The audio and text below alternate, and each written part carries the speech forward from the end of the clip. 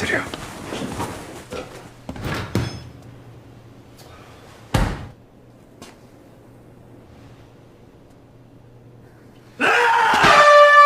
What we do here is go back.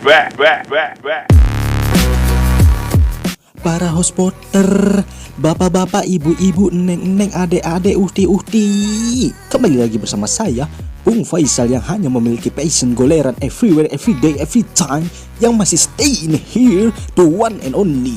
Masih melanjutkan series yang sama, yang kemungkinan bisa nyampe bulan puasa dan menemani waktu sahur kalian nanti, yaitu Kimi to Sekai ga Waru Hini, series drama zombie Japanese 2021.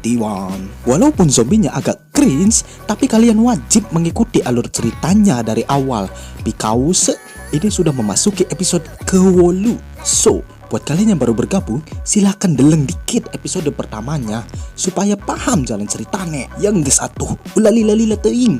Langsung gravitasikan posisi goleran Anda, nyalakan hotspot orang terdekat, kenakan handset dan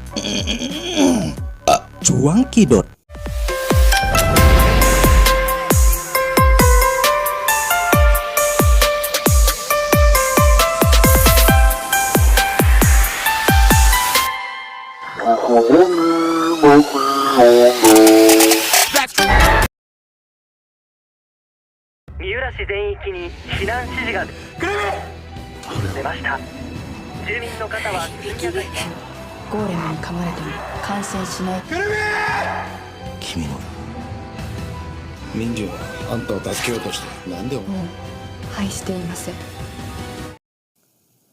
Melanjutkan dari episode sebelumnya yang sama seperti biasanya menanggungkan, kini kita dilihatkan Pak Komoto dan yang lain sedang berada di makam Minjun.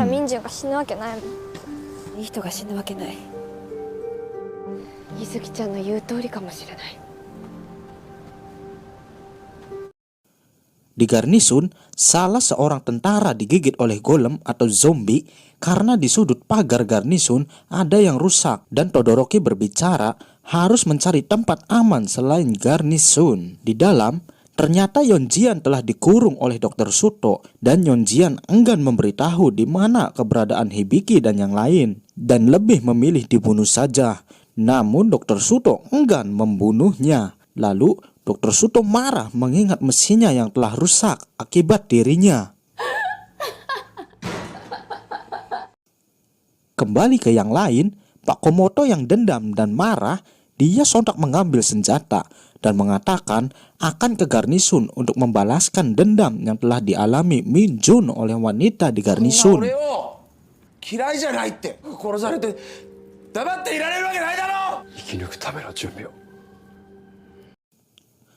Mendapati mesinnya masih rusak, Dr. Suto ini kembali ngamuk di ruangan mesinnya. Dan tiba-tiba Kurumi datang dan kaget melihat keadaan Dr. Suto. Dan Kurumi prihatin dengan keadaannya. Lalu tiba-tiba Kurumi memeluk Dr. Edan ini dari belakang. Tolol, nangisin deh dokter gendang, kur. Kembali ke Hibiki. Kali ini Hibiki mengajak Tsuboi untuk bekerja sama dalam melindungi pulau itu demi kerabat-kerabat mereka. Namun, saat dirundingkan, Pak Komoto malah menolaknya. Lalu, Hibiki meyakinkannya untuk saling menjaga pulau ini.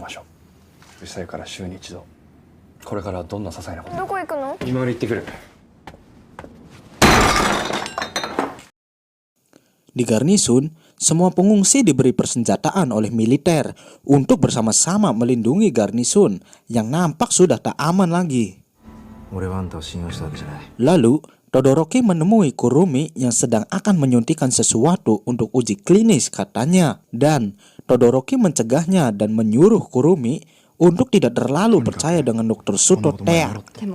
Dan Todoroki sontak memeluk Kurumi dan mengatakan akan menemui tempat yang aman dan berkata dia selalu menyukai Kurumi. Ternyata punya cerita masa lalu sepertinya. Kembali ke Hibiki yang terbangun akibat bermimpi Kurumi, lalu keluar untuk menenangkan dirinya. Lalu dihampiri oleh Yuzuki dan saling bercerita. Yuzuki bertanya mengenai Kurumi dan Hibiki menjawab kalau dia sudah tidak memikirkannya lagi. みちゃんのこと。じゃないよ。忘れることにしたから。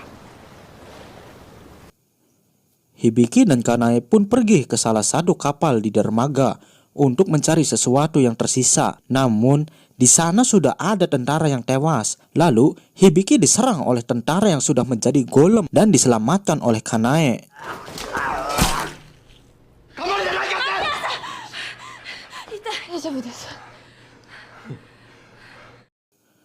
Di garnisun, Todoroki izin kepada salah satu pemimpin tentara untuk pergi dan menyelidiki pulau di luar garnisun untuk menemukan tempat yang aman. Dan Todoroki juga izin untuk meminjam kapal walaupun hanya perahu karet. Dan sambil memohon, akhirnya Todoroki pun diizinkan.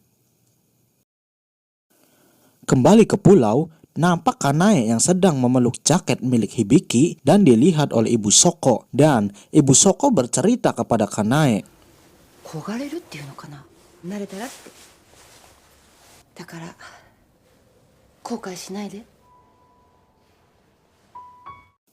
Lalu Kanae pergi keluar menghampiri Hibiki yang tertidur dan memberinya jaket sebagai selimut. Dan tiba-tiba Jan pada nyengir.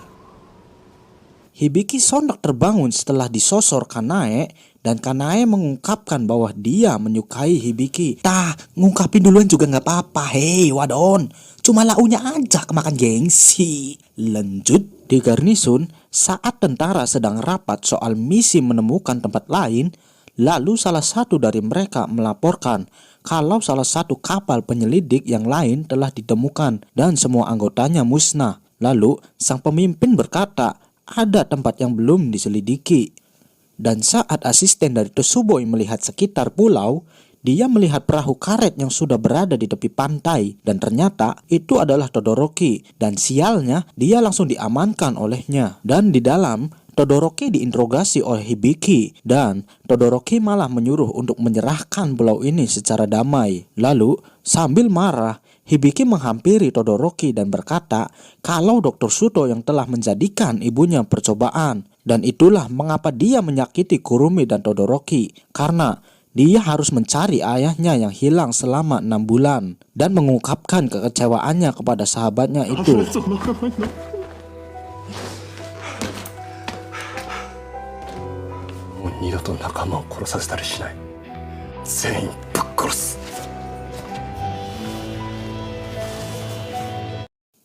Di garnisun, Shiori masih saja ngotot untuk diberikan senjata karena sebelumnya dia tidak diizinkan memiliki senjata. Lalu Kurumi datang dan Kurumi terkejut karena Todoroki sedang menyelidiki pulau Sarunoshima dan belum kembali hingga saat ini.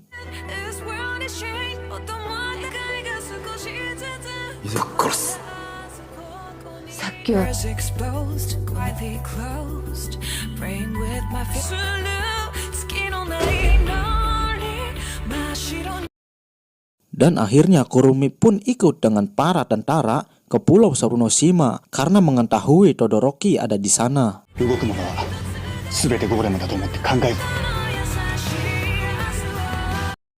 Lalu Kanae menghampiri Todoroki dan menanyakan perihal Kurumi dengannya.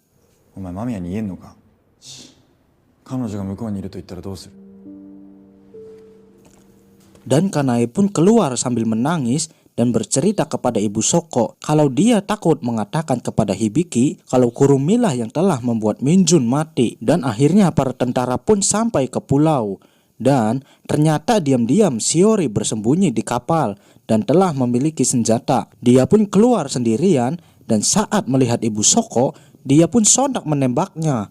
Kemudian Kanae memanah Shiori dan hanya mengenai kakinya. Dan saat tentara dan yang lain menelusuri asal tembakan, mereka menemui Shiori yang sudah terluka dan menemukan busur panah yang digunakan Kanae. Lalu Kurumi semakin marah dan tidak bisa memaafkannya. Ibu Shoko pun dibawa ke dalam dan Kanae berkata kalau Ibu Shoko ditembak oleh pasukan tentara. Lalu Hibiki keluar dan mendapati Tsuboi yang akan pergi dari pulau itu. Dan rekannya yang lain pun telah pergi duluan karena Tsuboi menganggap Hibiki adalah berbahaya jika berada di dekatnya. Malam pun tiba Dan di dalam kapal, tentara yang masih marah ingin keluar memusnahkan teroris. Namun pemimpin tentara yang bernama Pak Kuwata tidak mengizinkannya. Lalu setelah berdebat, akhirnya Pak Kuwata mengizinkan malam itu untuk kembali ke pulau dan tujuannya untuk menyelamatkan Todoroki. Kembali ke Hibiki dan yang lain yang sedang dilanda kecemasan untuk kabur dari pulau atau melawan mereka. Dan Pak Komoto berkata, daripada harus tergigit golem di luar, lebih baik melawan para tentara. Dan Kanae berkata, melihat wanita yang telah menusuk Minjun. Di sini, Hibiki belum tahu yang dimaksud Kanae adalah Kurumi. Lalu Pak Omaizaki berkata, mereka salah lawan. Dan berkata, kalau yang mereka lawan harusnya golem. Dan Hibiki tetap menyuruh untuk memperketat pertahanan.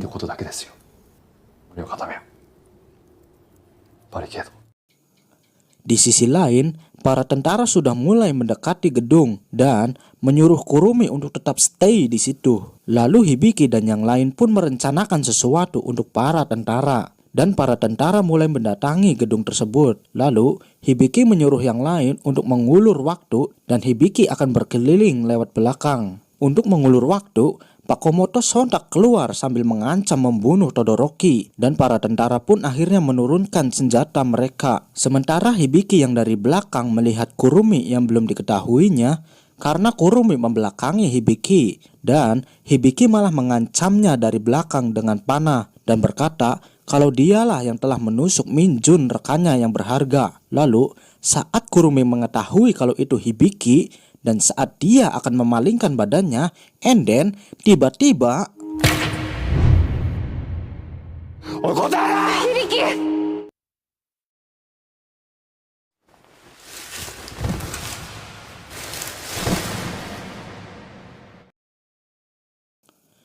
dan busur panah pun menancap di badan Kurumi.